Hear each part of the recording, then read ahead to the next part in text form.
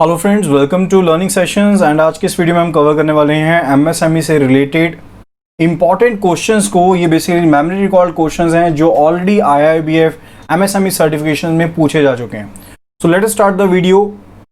So video start करने से पहले मैं कहना चाहता हूं कि full course videos for MSME, CCP, KYC, AML जो है ये अवेलेबल है।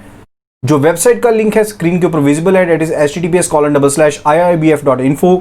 एंड फर्दर अगर आप इस चैनल पर नए हैं एंड आपने अभी तक हमारे चैनल को सब्सक्राइब नहीं किया है, so please do subscribe our channel and also hit the bell notification icon so that you get updated whenever we upload a new video. So let's start with the video.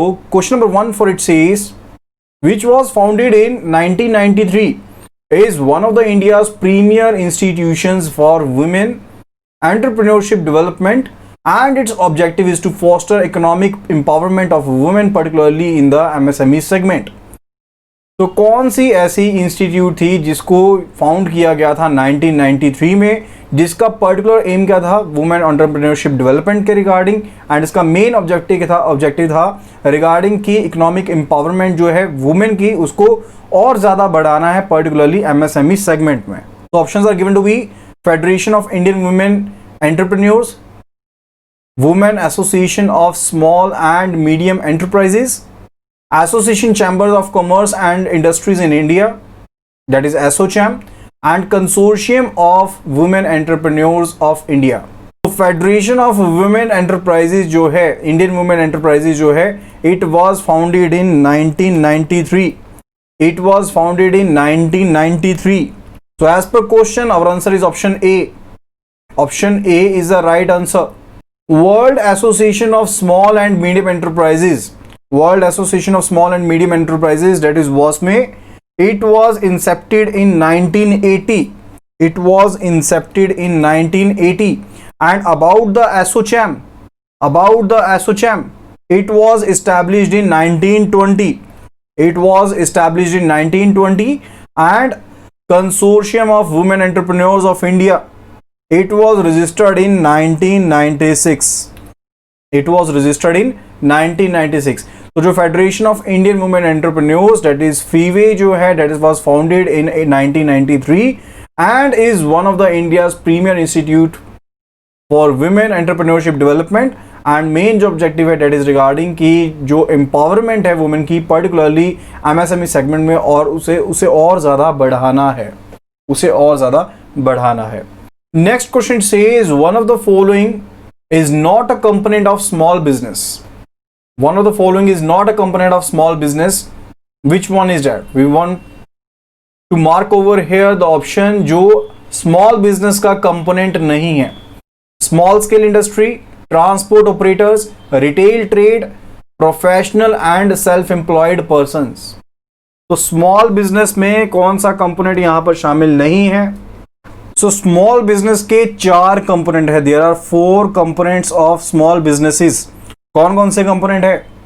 1 it is retail trade, second 1 it is business enterprise, third 1 it is जो भी professional है, self employed person है वो इसमें शामिल है, यानी कि रिटेल ट्रेड भी शामिल है, professional and self employed person भी शामिल है, बिजनेस एंटरप्राइज भी शामिल है। इसके अलावा जो ट्रांसपोर्ट ऑपरेटर्स हैं, चाहे वाटर ट्रांसपोर्ट का काम कर रहे हैं, चाहे वो सरफेस ट्रांसपोर्ट का काम कर रहे हैं, ठीक है, वो भी इसमें शामिल है।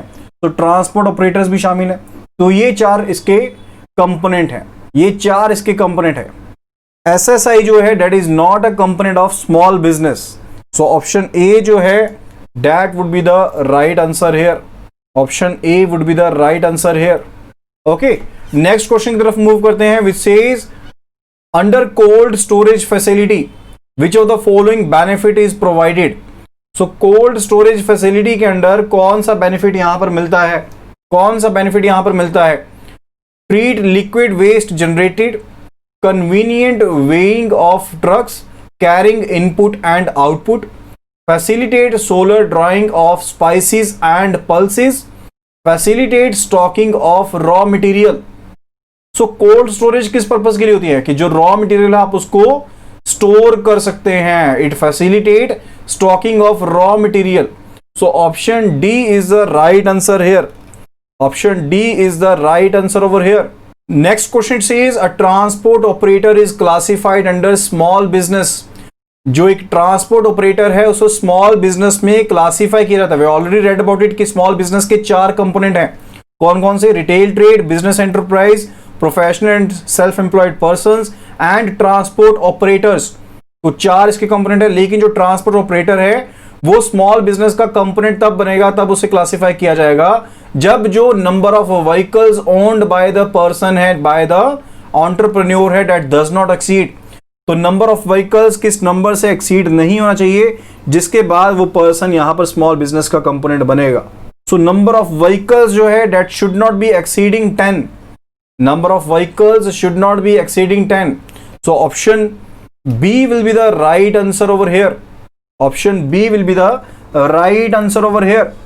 एंड साथ ही साथ यहां पर एक पॉइंट जो जानने वाला है दैट इज रिगार्डिंग कि जो ट्रांसपोर्ट ऑपरेटर है, चाहे वो इंडिविजुअल है चाहे वो एसोसिएशन है, एसोसिएशन के केस में यानी कि अगर ग्रुप ऑफ इंडिविजुअल्स है, एसोसिएशन है, तो एसोसिएशन के केस में जो मैक्सिमम नंबर ऑफ पर्सन इसमें कंसीडर होंगे दैट वुड बी 6।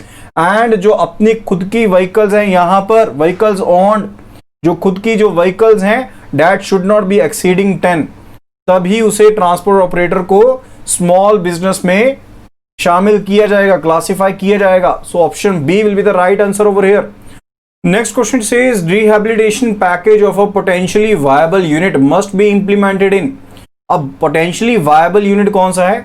जो बेसिकली इतना पोटेंशियल रखता है कि वो आगे जाकर चल सकता है। ये जरूरी नहीं है कि प्रमोटर की गलती के कारण ही सारे के सारे जो यूनिट्स है वो फेल हुए हों। कुछ एक एक्सटर्नल फेलियर्स भी हो सकते हैं या कुछ एक ऐसे कारण भी हो सकते हैं जिनके ऊपर प्रमोटर का या फिर एंटरप्रेन्योर का कोई कंट्रोल था ही नहीं, ठीक है, लेकिन वो यूनिट फिर भी वायबल है। यानी कि अगर उस यूनिट के ऊपर काम किया जाए, यानी कि उस यूनिट को थोड़ा सा फिर से रिस्ट्रक्चर किया जाए, रिहैबिलिटेट पैकेज उसको दिया जाए, तो उसके केस में जो यूनिट है वो दोबारा से चल सकता है, ठीक है। तो इस तरह का जो पैकेज, रिहैबिलिटेशन पैकेज जो दिया जाता है, इसको कितने समय में इंप्लीमेंट करना होता है उसके बारे में यहाँ पे पूछा गया। So answer here is 6 months. तो 6 महीने के अंदर अंदर ये जो रिहैबिलिटेशन पैकेज जो बनाया जाता है फॉर द एमएसएमई यूनिट, इसे 6 महीने के अंदर अंदर यहाँ पर इंप्लीमेंट भी करना होता है। सो ऑप्शन बी जो है that will be the correct answer here. Next question says which of the following is not an emerging area for the SMEs. So कौन सा एरिया जो है that is not emerging area for the SMEs. So internet service जो है, क्या वो एक emerging area? बिल्कुल एक एमर्जिंग एरिया है। इसके अलावा टेलीकम्युनिकेशन जो है वो भी एक एमर्जिंग एरिया है। कंप्यूटर सॉफ्टवेयर भी एक एमर्जिंग एरिया है। लेकिन जो लेदर प्रोडक्ट्स हैं that is not an emerging area. ये ऑलरेडी एरिया जो है एक्सपोर्ट्स यहाँ पर हो रहे हैं एसएमई के द्वारा, ठीक है। सो ये एक एमर्जिंग एरिया नहीं है। सो ऑप्शन डी जो है that will be the right answer here. Next question says it is demand loan if the repayment period is less than. Basically अगर तो आपका टर्म लोन है तो उसके केस में क्या कहते हैं कि जो आपका रीपेमेंट पीरियड है ना that is greater than 3 years, that is greater than 3 years, तो उसके केस में उसे क्या कहेंगे? हम टर्म लोन कहेंगे। लेकिन जहां पर जो रीपेमेंट पीरियड है अगर वो 3 साल से कम है, अगर वो 3 साल से कम है तो that would be termed as demand loan, तो उसे डिमांड लोन कहेंगे। सो ऑप्शन डी जो है that would be the right answer here. Option D would be the right answer here. Next it says under the revised Reserve Bank of India guidelines on priority sector lending, जो loan दिए जाते हैं medium enterprises को are not to be included for the purpose of reckoning of advances under the priority sector. Is it true और false? यानी कि जो revised guidelines हैं रिजर्व बैंक ऑफ इंडिया की, उसके हिसाब से जो मीडियम एंटरप्राइजेस को लोन दिए जाते हैं उन्हें प्रायोरिटी सेक्टर एडवांसेस में टारगेट में कंसीडर किया जाएगा या नहीं किया जाएगा। इज इट ट्रू और false? Option A, option B और option C that is any of the above, कि सही हो भी सकता है नहीं भी हो सकता है, और नन ऑफ दीज। बिल्कुल जो भी लोन दिए जाते हैं मीडियम एंटरप्राइजेस को that are included for the purpose of reckoning of advances under the priority sector. So option A will be the correct answer here. Option A is the correct answer here. Next question says the Make in India program is focusing on how many sectors of the economy for job creation and skill enhancement. So Make in India जो programme है इसे launch किया गया था government of India के द्वारा सितंबर 25, 2014 को। ताकि जो कंपनीज यहाँ पर मैन्युफैक्चरिंग कर रही हैं इंडिया में उन्हें एंकरेज किया जा सके। सो इसके 3 ऑब्जेक्टिव थे। पहला था कि जो मैन्युफैक्चरिंग सेक्टर है इसकी ग्रोथ को इंक्रीज किया जा सके। Further 100 million additional manufacturing jobs जो हैं इकोनॉमी में वो 2022 तक क्रिएट की जा सके। फर्दर इस चीज को इंश्योर करने के लिए कि जो मैन्युफैक्चरिंग सेक्टर है उसकी कंट्रीब्यूशन जो हो जीडीपी में उसको 25% तक इंक्रीज किया जा सके बाय 2022। तो 3 इसके मेन ऑब्जेक्टिव हैं एंड इसके 25 फोकस्ड एरिया हैं। इसके 25 फोकस्ड एरिया हैं, फोकस्ड सेक्टर्स हैं जिनके थ्रू इकोनॉमी में जॉब क्रिएट की जानी थी एंड स्किल एनहांसमेंट की जानी थी। So option D will be the right answer here. Next question says Suresh and Rajesh are trustees of a trust. जो राजेश एंड सुरेश हैं वो एक ट्रस्ट के ट्रस्टी हैं एंड उन्होंने एक पावर ऑफ अटॉर्नी को एग्जीक्यूट किया है in favour of person named Varun. Okay, trust deed is silent regarding the delegation of power. Trust deed में डेलीगेशन ऑफ पावर को लेकर कोई भी इजाजत नहीं दी गई है, यानी कि कुछ भी नहीं कहा गया है। ठीक है, so Varun comes to operate the account. तो उसके बाद जो वरुण है वो अकाउंट को ऑपरेट करने के लिए आता है। सो ये सिचुएशन है। Likewise person A and person B जो है दोज आर ट्रस्टी एंड यहां पर जो ट्रस्ट डीड है, जो यहां पर कंट्रोलिंग डॉक्यूमेंट रहता है ट्रस्ट का, वो इस चीज के बारे में साइलेंट है कि आप पावर्स आगे दे सकते हैं नहीं सकते, उसके बारे में कुछ भी नहीं कहा गया है यहां पर। तो उसके केस में इन्होंने एक पावर ऑफ अटर्नी को एग्जीक्यूट कर दिया, पावर ऑफ अटर्नी को एग्जीक्यूट कर दिया है फॉर अ पर्सन नेम सी। अब ये सी पर्सन यहां पर अकाउंट ऑपरेट करने के लिए आता है, तो क्या इसे अकाउंट को ऑपरेट करने दिया जाएगा? So option 8 says Varun can be permitted to operate the account. Varun can be permitted after obtaining consent of beneficiaries. Varun can be permitted to operate. Varun can be allowed if credit balance is there. Option C, it should be Varun cannot be permitted to operate.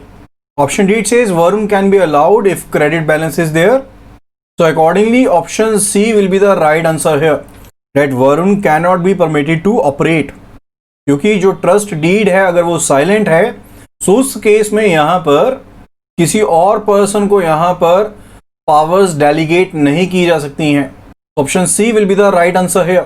So friends, that was the end of the session. I hope you would have like the video. अगर आपको ये video पसंद आई है तो जल्दी से इस video को लाइक कर दें एंड शेयर कर दें एंड साथ ही साथ इस चैनल को सब्सक्राइब भी कर लें अगर आपने अभी तक चैनल को सब्सक्राइब नहीं किया है। Full video course for MSME, KYC, AML and Certified Credit Professional, JIB, CIB exams and bank promotion exams is available with us. Please visit the website over here. आप हमारा एप्लीकेशन भी download कर सकते हैं, जो लिंक है Android application का that is given in the description below. तो thank you so much and see you again in the next video.